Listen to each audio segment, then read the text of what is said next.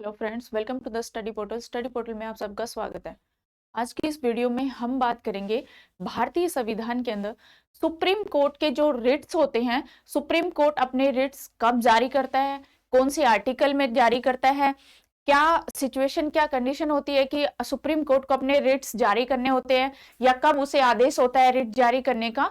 जो भी supreme court के रिट्स होते हैं हम उन सबको डिटेल में इस वीडियो में देखेंगे। रिट्स का क्या मेन काम होता है, रिट्स से आपको क्या क्या क्वेश्चंस आपके एग्जाम में आते हैं। आपको हर एक एग्जाम में आपने देखा होगा रिट्स से कोई ना कोई एक क्वेश्चन आपको जरूर मिलता है। तो यहाँ से आपके एक दो नंबर जो भी जीके का क्वेश्चन है या फिर किसी टीचिंग लाइन का क्वेश्चन है या फिर आप कोई भी गवर्नमेंट जॉब के लिए प्रिपरेशन कर रहे हैं, हर किसी एग्जाम में आपको 1 और 2 मार्क के क्वेश्चन सुप्रीम कोर्ट से रिलेटेड टॉपिक से जरूर मिलते हैं। तो हम उन सभी इस कंप्लीट रिट्स को, जो भी 5 रिट्स होते हैं सभी को हम देखते हैं कंप्लीट डिटेल के साथ। वीडियो स्टार्ट करने से पहले फ्रेंड, जो भी स्टूडेंट किसी भी टीचिंग लाइन एग्जाम की प्रिपरेशन कर रहे हैं वो अपना नेम, सिटी और एग्जाम लिखकर हमें 8447410108 पर हमें व्हाट्सएप कर दीजिए। इसके थ्रू आपको जो भी इंफॉर्मेशन रहेगी, डे टू डे की जो अपडेट्स रहती है, जो भी हमारी वीडियोज आती है, हमारी एमसीक्यूज वीडियोज आती है, प्रीवियस ईयर पेपर आते हैं या कोई वैकेंसीज आती है, तो उन सब के नोटिफिकेशंस जो भी आएंगे वो सब आपको वीडियोज के through online WhatsApp broadcast group के थ्रू आपको प्रोवाइड कराए जाएंगे। इसके अलावा जो भी स्टूडेंट घर बैठ के अपनी प्रिपरेशन कर रहे हैं, यदि वो नोट्स ऑर्डर करना चाहते हैं तो हमारे नोट्स ऑर्डर कर सकते हैं। 8447410108 पर आप व्हाट्सएप या कॉल के थ्रू नोट्स ऑर्डर कर सकते हैं। ऑल ओवर इंडिया में कोरियर सर्विस अवेलेबल है। इसके अलावा जो स्टूडेंट क्लासेस ज्वाइन करना चाहते हैं वो हमारी ऐप को डाउनलोड कीजिए। स्टडी पोर्टल एकेडमी ऐप है, आप ऐप को डाउनलोड कीजिए। ऐप को डाउनलोड करने का जो लिंक है एंड्रॉयड यूजर्स के लिए रहेगा, iOS के लिए ये लिंक रहेगा। हमारी वीडियो के डिस्क्रिप्शन बॉक्स में भी लिंक अवेलेबल है। हम बात करते हैं रिट्स। रिट्स क्या होते हैं, रिट क्या है, कौन जारी करता है, कब जारी करते हैं, कहां इनकी जरूरत होती है, कौन से आर्टिकल में इनका प्रावधान है, सभी को हम डिटेल में देखते हैं। रिट जो है वो सर्वोच्च न्यायालय और उच्च न्यायालय का एक लिखित आदेश होता है जो भारतीय नागरिकों के लिए उनके मौलिक अधिकारों के उल्लंघन के खिलाफ संवैधानिक उपायों का आदेश देना होता है। भारतीय संविधान यानी भारतीय संविधान के जो सर्वोच्च न्यायालय और उच्च न्यायालय है वो इनको लिखित में एक आदेश जारी करते हैं। यदि मौलिक अधिकारों का कोई उल्लंघन करता है, जो कि हमारे संविधान में हमारे मौलिक अधिकार वर्णित है, यदि उनका कोई उल्लंघन करता है तो उनके लिए इन रिट का प्रयोग हम कर सकते हैं। भारतीय संविधान के आर्टिकल 32 वैधानिक उपायों से संबंधित एक भारतीय नागरिक अपने मौलिक अधिकारों के उल्लंघन के खिलाफ सर्वोच्च न्यायालय और उच्च न्यायालय में मांग कर सकता है। यदि कोई हमारे अधिकारों का उल्लंघन करता है, जो हमारे मौलिक अधिकार, यदि कोई उनको उल्लंघन करता है, हमसे छीनता है, तो हम उसके लिए सुप्रीम कोर्ट या हाई कोर्ट में रिट जारी कर सकते हैं।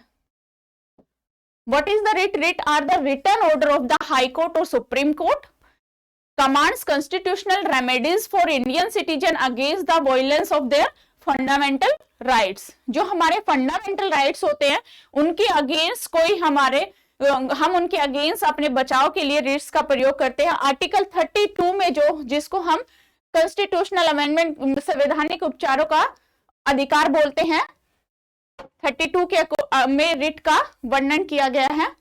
आर्टिकल 32 में जो है वो सर्वोच्च न्यायालय के अधिकारों के परिवर्तन के लिए रिट जारी कर देता है और उच्च न्यायालय में जो रिट जारी करने का आदेश है वो है आर्टिकल 226 के अंदर।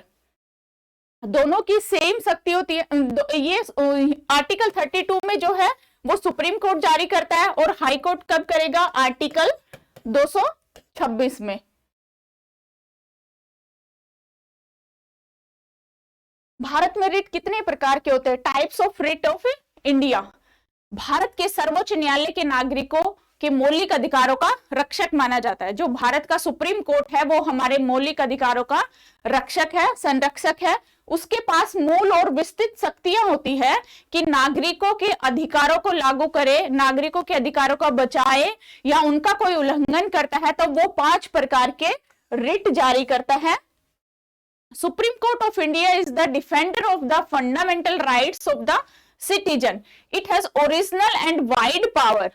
जो सुप्रीम कोर्ट होता है उसके पास ओरिजिनल और वाइड पावर होती है issues of 5 kind of Ritz for enforcing the fundamental right of citizen. जो हमारे रिट्स है, नंबर 1 हैबियस कॉर्पस, जिसको हिंदी में बोलते हैं बंदी प्रत्यक्षीकरण। सेकंड है मंडामस, परमादेश। थर्ड है प्रोहिबिशन, निषेध। प्रमाण पत्र, सेरिटोरियल, अधिकार परीक्षा, क्यू वारंटो। ये हमारे 5 रिट होते हैं। इनको कब कब जारी किया जाता है, कौन से रिट का यूज कौन सी कंडीशन में करते हैं, अभी हम डिटेल वीडियो में देखेंगे। बंदी प्रत्यक्षीकरण, हैबियस कॉर्पस। बंदी प्रत्यक्षीकरण, जैसे शब्द से पता चल रहा है कि बंदी को प्रत्यक्ष करना। बंदी प्रत्यक्षीकरण मतलब जो बंदी है जिसको हमने पकड़ा है उसको प्रत्यक्ष करना। ये इसके शब्द से ही हमें थोड़ा पता चल रहा है कि बंदी प्रत्यक्षीकरण का क्या अर्थ रहेगा। यहाँ पे बंदी प्रत्यक्षीकरण शब्द लेटिन अर्थ है का शरीर होना। इस रिट का उपयोग गैर कानूनी या नजरबंदी के खिलाफ व्यक्ति स्वतंत्रता के मौलिक अधिकार को लागू करने के लिए करता है। बंदी प्रत्यक्षीकरण के माध्यम से सर्वोच्च न्यायालय या उच्च न्यायालय एक व्यक्ति को आदेश देता है जिसने दूसरे व्यक्ति को अदालत के सामने उसको गिरफ्तार करके लाना होता है, उपस्थित करना होता है। जिसने मतलब अधिकार के खिलाफ उल्लंघन किया है उस आदमी को बंदी करके अदालत के सामने प्रत्यक्ष करना होता है। एक टाइम लिमिट होती है, उसके अंदर आपको वहां पे लाना होता है, उसको गिरफ्तार करके उसको शारीरिक रूप से वहां पे पेश करना होता है। लेटिन शब्द होता है habeas corpus, to have the body of. This writ is used for enforce the fundamental right and individual liberty against detention through habeas corpus. Supreme Court, High Court order one person who has arrested another person to bring the body of the latter before the court. ये होता है बंदी प्रत्यक्षीकरण का meaning. और बंदी प्रत्यक्षीकरण का क्या मतलब है भारत में कि facts about habeas corpus in India. सर्वोच्च न्यायालय या उच्च न्यायालय निजी और सार्वजनिक दोनों ही प्राधिकरणों के खिलाफ रिट जारी कर सकते हैं, चाहे वो निजी हो, अपना कोई प्राइवेट कोई अधिकार हो या फिर कोई गवर्नमेंट के उसमें अधिकार में, दोनों के खिलाफ रिट जारी कर सकते हैं। कौन कर सकता है? हाई कोर्ट भी और सुप्रीम कोर्ट भी। इसके बाद आता है बंदी प्रत्यक्षीकरण निम्नलिखित मामलों में जारी नहीं किया। कौन से ऐसे केस होते हैं कि habeas corpus can not issued in the following case, जब निरोध वैध हो, when detention is lawful. Second है कार्यवाही किसी विधायिका या न्यायपालिका की अवमानना के लिए हो, यानी when the proceeding is the contempt A legislature और ए कोर्ट। थर्ड पे है हिरासत एक सक्षम अदालत द्वारा, detention is by contention court. Next है निरोध न्यायालय के अधिकार क्षेत्र से बाहर है, यानी detention is outside the judiciary of the court. ये वो केसेस है जिनमें हम हैबियस कॉर्पस का यूज नहीं कर सकते। नेक्स्ट आता है परमादेश मंडामस। रिट का शाब्दिक अर्थ जो होता है वो हम आदेश देते हैं। परमादेश हम आदेश देते हैं।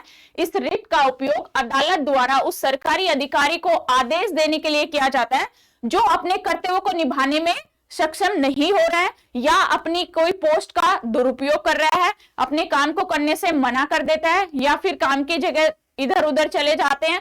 तो सार्वजनिक अधिकारियों के अलावा जो परमादेश है वो किसी सार्वजनिक कोई निकाय हो गया, एक निगम हो गया, कोई न्यायालय है या कोई न्यायिक प्रक्रिया है, उनके खिलाफ एक उद्देश्य के लिए जारी किया जाता है। परमादेश जो होता है वो अपने कर्तव्यों का सही से पालन कराने के लिए जारी किया जाता है। यदि कोई अपना काम पूरा नहीं कर रहा है, अपने ढंग से अपना कर्तव्य का पालन नहीं कर रहा है, कोई काम नहीं कर रहा है, चाहे कोई ऑफिसर हो, सरकारी ऑफिसर हो या कोई निगम का सदस्य हो या कोई न्यायपालिका का सदस्य हो, सभी के खिलाफ ये उद्देश्य जारी किया जा सकता है। एक उद्देश्य के लिए ये जारी किया जाता है जिसका इंग्लिश में मीनिंग होता है वी कमांड। मंडामस मतलब वी कमांड। क्या इसके तथ्य है भारत में? Facts about mandamus in India. बंदी प्रत्यक्षीकरण के विपरीत एक निजी व्यक्ति के खिलाफ परमादेश जारी नहीं किया जा सकता। Unlike habeas corpus, mandamus cannot be issued against a private individual. इसके बाद है कहां जारी नहीं, ये तो वो ऑप्शन है जहां पे इसको लागू किया जाता है। सेकंड में हम देखते हैं कौन से ऐसे केस है जिसमें इसको लागू नहीं किया जा सकता। उनमें है नंबर 1 पे है विभागीय निर्देश को लागू करने के लिए जिसमें वैधानिक बल नहीं है।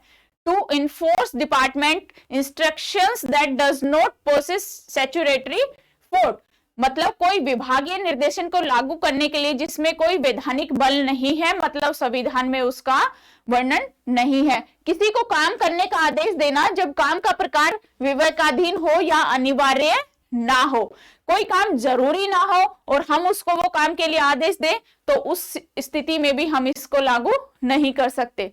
एक जमीनदाता दायित्व को लागू करने के लिए एनफोर्स टू कॉन्ट्रेक्चुअल ओब्लिगेशन, ये है हमारे किस कंडीशन में जो है मनामस लागू नहीं होता। भारतीय राष्ट्रपति या राज्यपालों के खिलाफ परमादेश जारी नहीं किया जा सकता। भारत के राष्ट्रपति और राज्य के राज्यपालों के खिलाफ जो है वो मनामस जारी नहीं किया जाता। Mandamus can not be issued against Indian president and state governor. न्यायिक क्षमता में कार्य करने वाले उच्च न्यायालय के मुख्य न्यायाधीश के खिलाफ यानी against the chief justice of high court and court acting as a judicial capacity, ये वो स्थितियां हैं जिसमें मनामस लागू नहीं किया जाता। नेक्स्ट आता है निषेध, प्रोहिबिशन। निषेध का शाब्दिक अर्थ है मना करना। निषेध का क्या होता है? मना करना।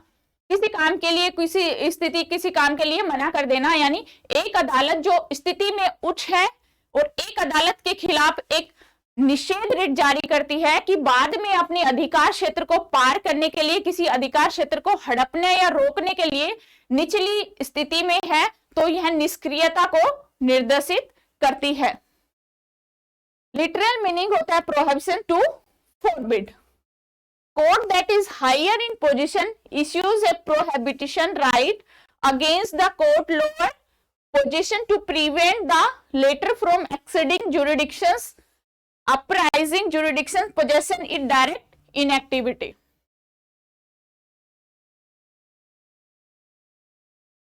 इसके बाद आता है भारत में कब ये जो है जो रिट होता है इंडिया में, क्या इसका फैक्ट है, कहां पे इसको लागू होता है और कहां पे नहीं होता।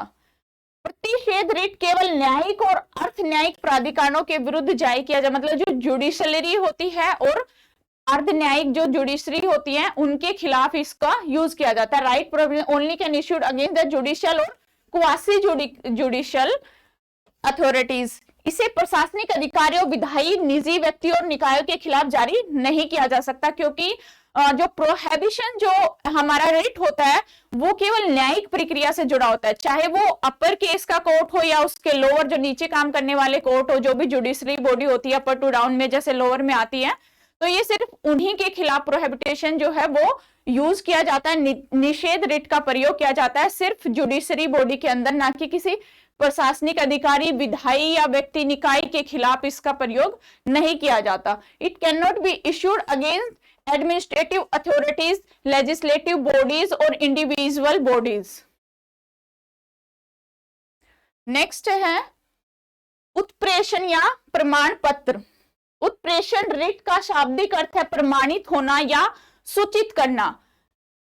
जब ये रिट एक अदालत द्वारा एक निचली अदालत या न्यायाधिकारी को जारी किया जाता है, तो उसे आदेश दिया जाता है कि वे या तो उसके पास निचली अदालत या न्यायाधिकारी को जारी किया जाता है। उसके निचली अदालत से संबंधित जो भी मामले होते हैं या तो वो उसके पास उनको स्थानांतरित कर दे या उसके आदेश को रद्द कर दे।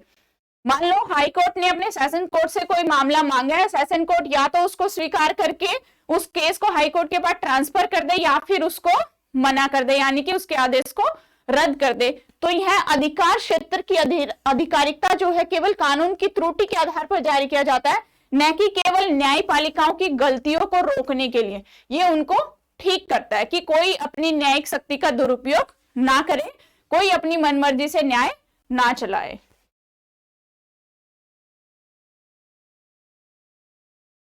Facts about the territorial in the India. 1991 से पूर्व सर्टिओरी रिट केवल न्यायिक और अर्धन्यायिक प्राधिकरणों के खिलाफ ही जारी किया जाता था, न कि प्रशासनिक अधिकारी, यानी कि जो सिर्फ न्यायिक जुडिशरी सिस्टम से जुड़े हुए अधिकारी हैं उन्हीं के खिलाफ इनको 1991 से पहले इसका जारी किया जाता था, लेकिन किसी एडमिनिस्ट्रेटिव अधिकारियों के खिलाफ नहीं। उसके बाद 1991 के बाद सुप्रीम कोर्ट ने फैसला सुनाया कि व्यक्तियों के अधिकारों को प्रभावित करने के लिए प्रशासनिक अधिकारियों के खिलाफ भी सर्टिफिकेट जारी किया जा सकता है। ये फैसला कब हुआ? 1991 के बाद। और 1991 से पहले क्या था? सिर्फ न्यायिक और अर्धन्यायिक, मतलब जो जुडिशरी होते हैं, क्वासी जुडिशरी होती है, उन्हीं के खिलाफ हम इसका उपयोग कर सकते थे, उन्हीं के खिलाफ इसको जारी कर सकते थे। लेकिन 1991 के बाद ये सुप्रीम कोर्ट ने फैसला लिया कि व्यक्तियों के अधिकारों के खिलाफ जो भी प्रशासनिक अधिकारी हैं उनके खिलाफ भी इसको सर्टिफिकेट जारी किया जा सकता है। नेक्स्ट है विधायी निकाय या निजी व्यक्तियों के निकायों के खिलाफ जारी नहीं किया जा सकता।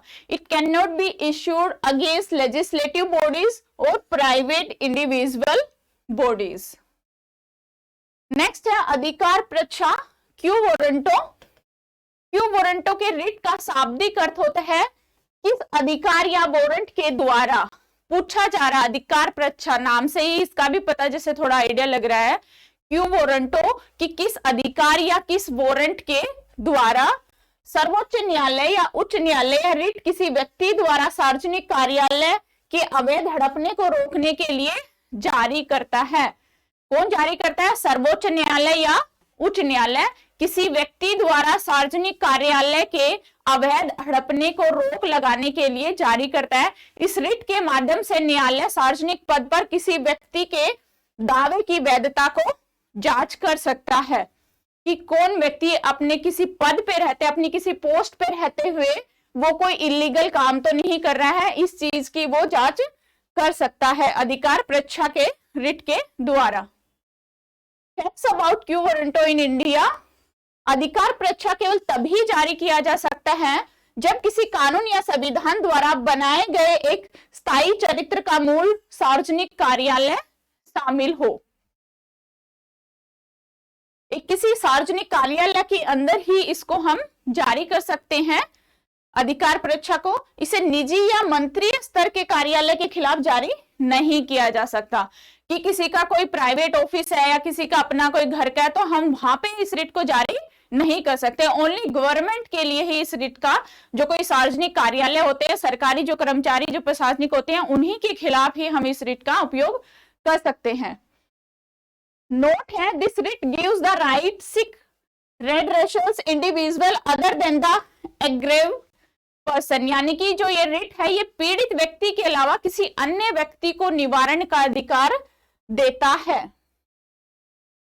भारत में कुछ अन्य facts, general facts about writs, जो हमारे रिट्स है सुप्रीम कोर्ट, हाई कोर्ट जो जारी करते हैं, इनके बारे जो इंडिया में जो कुछ जनरल फैक्ट्स है वो देखते हैं। आर्टिकल 32 संसद को यह अधिकार भी देता है कि भाई रिटों को जारी करने के लिए किसी अन्य न्यायालय को प्राधिकृत कर सकती है। ये कौन कहता है? आर्टिकल 32 कहता है हमारा कि संसद को यह अधिकार है कि वो इन रिटों को जारी करने के लिए किसी दूसरे न्यायालय को प्राधिकृत कर सकती है। Article 32 also empowered parliament authorised by the court issued this writ. Next है 1950 से पहले केवल कोलकाता, बॉम्बे, मद्रास उच्च न्यायालयों के पास रिट जारी करने की शक्ति थी। कहां पे थी? 1950 से पहले कहां पे रिट जारी करने की शक्ति थी? केवल कोलकाता, बॉम्बे और मद्रास के उच्च न्यायालय। यहाँ पे बात हो रही है उच्च न्यायालयों की। उच्च न्यायालय यानी कि जो हाई कोर्ट्स होते हैं स्टेट वाइज, उनके सिर्फ कोलकाता, बॉम्बे और मद्रास के ही हाई कोर्ट ऐसे थे जिनके पास रिट जारी करने की शक्ति थी। आर्टिकल 226 भारत के सभी उच्च न्यायालयों को रिट जारी करने का अधिकार देता है। जैसे सुप्रीम कोर्ट को जो है आर्टिकल 32 जैसे रिट जारी करने का अधिकार है, उसी प्रकार हाई कोर्ट को 226 के तहत रिट जारी करने का अधिकार है। भारत के रिट अंग्रेजी कानून के आधार पर लिए गए, जहां पर विशेषाधिकार रिट के रूप में जाने जाते हैं। Writ of the India borrowed from the English law where they known as the prerogative writs. ये थे हमारे रिट से रिलेटेड कुछ फैक्ट्स। कौन सी आर्टिकल में है, हाई कोर्ट के लिए कौन सी आर्टिकल में है, सुप्रीम कोर्ट के लिए कौन से, कितने टाइप्स के हमारे रिट्स होते हैं, कौन से रिट्स में क्या किसके खिलाफ जारी किया जाता है, तो हमने सभी को डिटेल्स में देखा फ्रेंड्स। आज की वीडियो में हमारा टॉपिक खत्म होता है। Thank you.